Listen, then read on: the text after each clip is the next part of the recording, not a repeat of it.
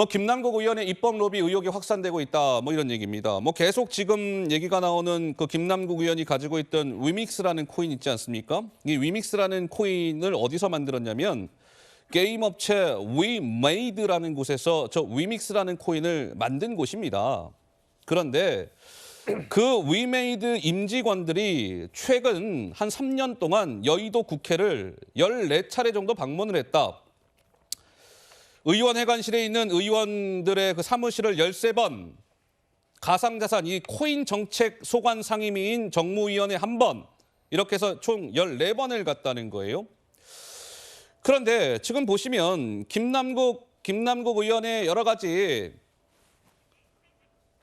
입법과 관련된 이른바 뭐 이런 여러 이 가상자산에 유리할 법한 입법을 이 3차례 했다. 김남국 의원이 호재성 법안을 3건에 공동 발의했다. 이름을 올렸다. 이게 지금 계속 논란이 됐었어요. 그런데 이번에 위메이드 임직원들이 14번 국회를 방문했다는 거 아니겠습니까? 그런데 자, 위메이드가 방문한 의원실은 여야 모두 포함된다. 그래서 국민의힘에서는 오케이, 여야 모두 포함된다고? 그러면 어느 의원실에 갔는지를 다 공개하자라고 했는데 국회 사무처에서는 정작 국회 청사 출입 시에 수집되는 개인정보, 이것은 목적 외의 이용이나 제3자 제공을 제한한다. 이렇게 밝힌 겁니다. 그러니까 국민의힘에서는 국회 사무총장이 지금 민주당 출신의 이광재 사무총장인데 혹시나 이런 연관성이 있는 건 아닐까? 이렇게까지도 좀 의심하고 있는 것 같은데 김현주 부대변인께서는 좀 어떻게 보시는지요? 이 국회에 가면 국회 본청이라고 우리가 흔히 알고 있는 그 파란색 동그란 돔 형태의 지붕이 있는 건물이 있고요. 예. 그 옆에 의원회관 건물이 따로 있습니다. 따로 있죠. 그 방문을 하기 위해서는요, 하루 전에 그 관계자가 미리 그 통보를 해놔야 들어갈 수가 있습니다.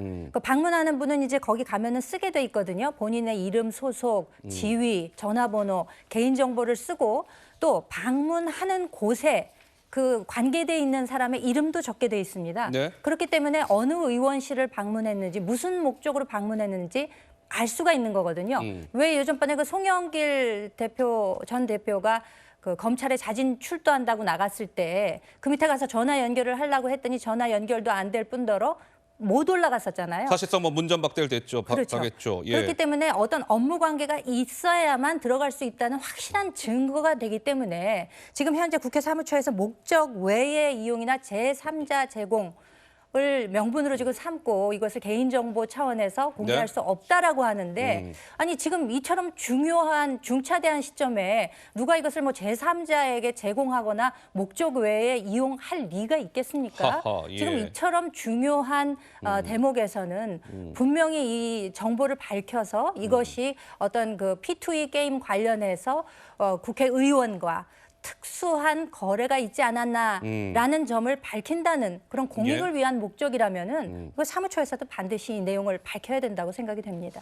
알겠습니다. 어쨌든 뭐 개인정보의 이유로 저 부분 어느 의원실에 위메이드 임직원들이 갔는지를 지금 국회 사무처에서는 공개를 거부하고 있다라고 하는데 글쎄요, 뭐 어떻게 될지 한번 좀 지켜봐야 될 것 같습니다. 워낙 이 지금 코인 사태가 일파만파 불거진 상황이니까 국민들은 정말 뭐라도 모든 정보를 깨끗하게 공개해서 차후에 이런 문제가 없게끔 하기를 국민들께서는 바라고 계실 텐데 어쨌든 국회 사무처는 공개를 거부하고 있다. 이 타이밍에서 조 의원께서 한 말씀 하시겠다고 하시네요.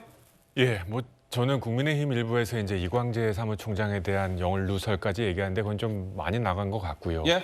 그럼에도 불구하고 국회 사무처가 저런 입장을 보이니까 오히려 국민들로부터 의심을 사고 있다라는 생각이 듭니다. 한 가지 방법은 이런 그 국회 사무처는 14개의 그 의원실과 정무위의 소속 정보를 다 알고 있을 거 아닙니까? 예, 알고 그분들한테 있겠죠. 동의를 받은 뒤에 공개하면 전혀 문제 없이 넘어갈 수 있다. 그리고 아까 관련해서 김남국 의원이 이 가상화폐 관련 진흥하는 법안들을 여러 개 발의했지 않습니까? 예, 그랬죠. 100번 양보해서 가상화폐 산업을 진흥해야 됐다는 게 김남국 의원의 소신이다 하더라도 네네네. 이렇게 많은 코인 거래를 수백 번, 수천 번 한 사람으로서 이 과정을 통해서 내가 이익을 보겠다라는 예. 건 당연히 알 수 있거든요. 이런 양심의 거리낌이 있다면 이 법은 대표 발의, 공동 발의해서는 안 되는 사항이었습니다. 예. 이건 명백한 이해관계 충돌이고요. 이거와 관해서 김남국 의원은 사과해야 됩니다. 알겠습니다. 자, 김남국 의원의 이런저런 이제 코인 논란이 이어지고 있는 가운데 김남국 의원은 도대체 지금 이 시간 현재 어디에 있는 것일까요?